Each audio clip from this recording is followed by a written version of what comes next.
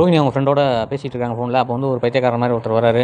அவர் வந்து இந்த இடத்த விட்டு காலி பண்ணி போயிரு, இங்கே இருக்க வராத, உங்கள் குடும்பமே இதாயிரும்னு சொல்கிறாரு. அதை கேட்குறாங்க ரோஹிணி கேட்டு பதட்டமாகறாங்க. அப்போ அவங்க ஃப்ரெண்டு சொல்கிறாங்க, நான் சொல்லாமல் நீங்கள் வெளியிலே வராதிங்க, நீங்கள் அங்கேயே இருங்க, எதுனாலும் என்கிட்ட சொல்லுன்னு சொல்லி ஃபோன் பண்ணி வச்சிடறாங்க.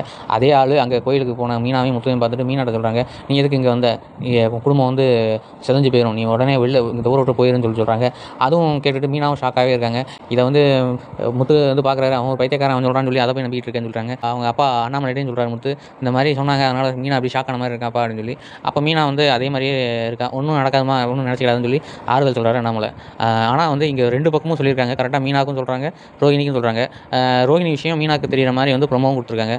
ரோஹிணி வந்து மீனாக்கிட்ட மாட்டிக்கிற மாதிரி ப்ரொமோவில் வந்ததுனால ரோஹிணி வீட்டை விட்டு துரத்துற மாதிரி ஒரு சூழ்நிலை வந்துருமா, அதான் குடும்பம் செஞ்சிருன்னு சொல்கிறாங்களா. ரோஹிணி மாட்டணும்னு தான் எல்லாரும் நினச்சிட்டு இருக்காங்க, ஆனால் மாட்டா குடும்பம் செஞ்சிருன்னு சொல்லியிருக்காங்க. அப்போ இதை மனசில் வச்சு தான் மீனா வந்து இந்த உண்மை தெரிஞ்சாலும் அதை வீட்டில் போய் சொல்ல மாட்டாங்க அப்படிங்கிறதுக்கு க்ளூ கொடுத்துருக்காங்க போல். நீங்கள் என்ன நினைக்கிங்க அப்படின்னு சொல்லி இந்த சீரியலை பற்றி கமெண்ட் பாக்ஸில் கமெண்ட் பண்ணுங்கள். தேங்க்யூ.